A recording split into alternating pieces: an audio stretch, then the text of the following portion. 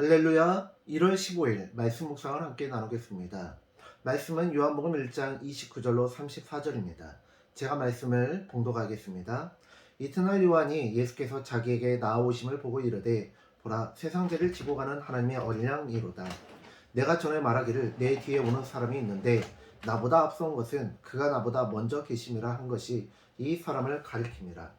나도 그를 알지 못하였으나 내가 와서 물로 세례를 베푸는 것은 그를 이스라엘에 나타내려 함이라. 요한이 또 증언하여 이르되 내가 보매 성령이 비둘기같이 하늘로부터 내려와서 그에 의해 머물렀더라. 나도 그를 알지 못하였으나 나를 보내어 물로 세례를 베풀라 하신 그이가 나에게 말씀하시되 성령이 내려서 누구 위에든지 머무는 것을 보거든 그가 곧 성령으로 세례를 베푸는 이인 줄 알라 하셨기에 내가 보고 그가 하나님의 아들이심을 증언하였노라 하니라. 아멘. 오늘은 요한복음 1장 29절로 34절 말씀을 본문으로 해서 증언하는 자라는 제목으로 하나님의 말씀을 전하겠습니다.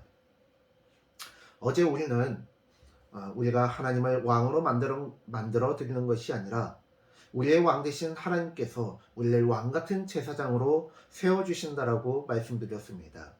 우리가 세상을 변화시키는 것이 아니라 우리가 먼저 변화됨으로 나의 변화를 통해 세상의 변화를 이끌어내는 것이 하나님의 방식이라고 말씀드렸습니다. 내가 먼저 예수님의 사람으로 변화되고 예수의 향기를 품어내는 사람이 되는 것으로 이 세상의 변화가 시작되어야 된다라고 말씀드렸습니다. 내가 변화되지 않고 세상을 변화시키려 하면 어떤 문제가 생길까요?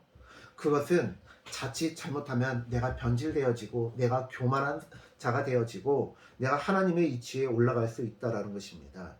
나는 잘못하는 것 전혀 없고 잘못될 수도 없고 너희들만 변화되면 된다. 마치 시험을 치르는 학생들을 관리감독하는 감독관, 시험관의 이치에 올라가는 것처럼 자신이 무엇인가를 전하는 자일 뿐이지 그거를 관리감독하는 자의 이치에 올라서는 순간 그 사람은 하나님의 자리에 올라가는 것입니다. 목사도 마찬가지입니다. 목사라고 해서 실수하지 않고 죄를 저지르는 것이 아닙니다. 자신도 모르게 상대방에게 상처를 줄 수 있고 지혜롭지 않은 말과 행동으로 혹은 상대방을 배려한다라고 했던 그 말과 행동이 오히려 상대방에게 더 큰 상처를 줄 수도 있습니다.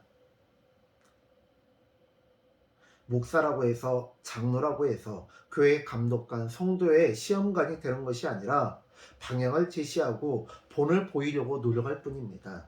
죄를 멀리하고 선을 행하기를 노력할 뿐입니다. 그리고 그것은 모든 성도가 마찬가지입니다. 우리는 하나님을 증언하는 자가 되어야 합니다. 그것은 예수님은 하나님의 아들이다라고 말로만 전하는 것이 아니라 예수 믿으라는 전도로만 끝나는 것이 아니라 우리의 삶을 통해서 증언해야 합니다. 여러분은 정승하면 누가 떠오르십니까? 열의 아홉은 아마 황희정승을 떠올릴 것입니다. 이 황희정승은 유능한 인재였기 때문에 그의 나이 90세까지 장수를 하는데요. 그가 죽기 3년 전까지 조선의 임금들이 그를 막 쥐어짭니다. 우리가 존경하는 세종대왕님도요. 전하 소신이 이제 나이가 많고 몸이 노쇠하여 은퇴하고자 하오니 사직하고자 하니 허락하여 주시옵소서. 경은 들으라. 내가 경의 건강을 위하여 각종 보약을 내리노니 그것을 먹고 더 힘을 내서 열심히 일하시리라 하면서 은퇴를 안 시켜줬어요. 왜냐? 그만큼 유능하고 청렴결백했기 때문에 임금에게는 신임을 받고 백성들에게는 존경을 한 몸에 받는 그런 정승이었습니다. 그리고 정승의 대명사가 되었죠. 그런데 황희정승의 아들의 이름을 아십니까? 황희정승의 아들은 이름은 고사하고요. 망난이었어요. 조금 더 심하게 말하면 개망난이었습니다.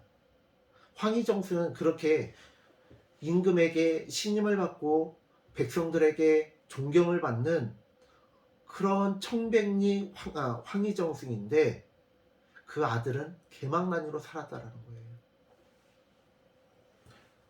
요즘 많은 사람들이 교회를 떠나고 있습니다. 왜 교회를 떠날까요? 하나님이 싫어서 아닙니다. 말씀이 싫어서 아니에요. 말씀이 얼마나 좋은 말씀들이 많이 있는지, 우리의 삶에 얼마나 유익하고 지혜를 주는 말씀인지 세상 사람들도 잘 알아요. 그런데 그 사람들이 교회에서 상처받고 교회 사람들에게 상처받았기 때문에 떠나는 것입니다. 한국 교회의 이기라고 말하거든요. 그런데요, 그것은 하나님 나라의 이기는 아닙니다. 이미 하나님 나라는 승리를 거두셨고, 종말의 때, 최종 심판 때에 이제 최종 선언만 남아있는 상황입니다. 이기는 교회만 이기입니다.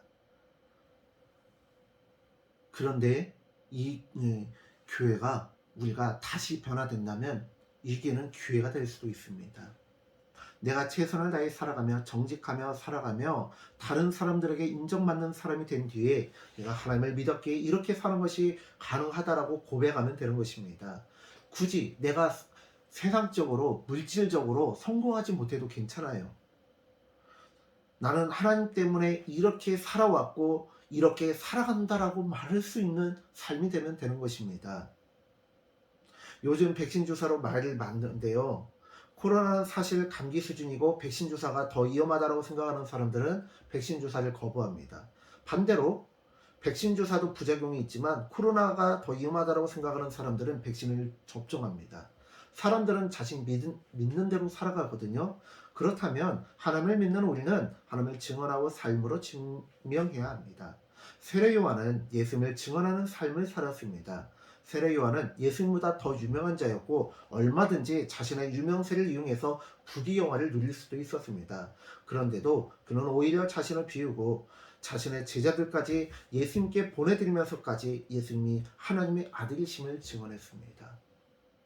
오늘도 나의 삶을 통해 예수님이 하나님의 아들이심을 증언하는 우리 성도님들 되시기를 간절히 축원합니다. 기도하겠습니다. 주님, 우리가 오늘 주님의 말씀을 살펴보았습니다. 나는 나의 성공을 위해서, 나의 행복을 위해서 하나님을 이용하고 하나님이 주시는 복만을 갈구하는 자가 아니라 하나님을 증언하기 위해서, 예수님께서 하나님의 아들이심을 증언하기 위해서 내 삶을 온전히 내어드리는 자가 되게 하여 주시옵소서. 감사드리며 예수님의 이름으로 기도드립니다. 아멘. 사랑하는 성도님들, 오늘 하루도 나의 삶을 통해서 예수님을 증언하는 자의 삶을 사시는, 증인의 삶을 사시는 우리 모든 성도님들 되어지시기를 간절히 축원합니다. 샬롬.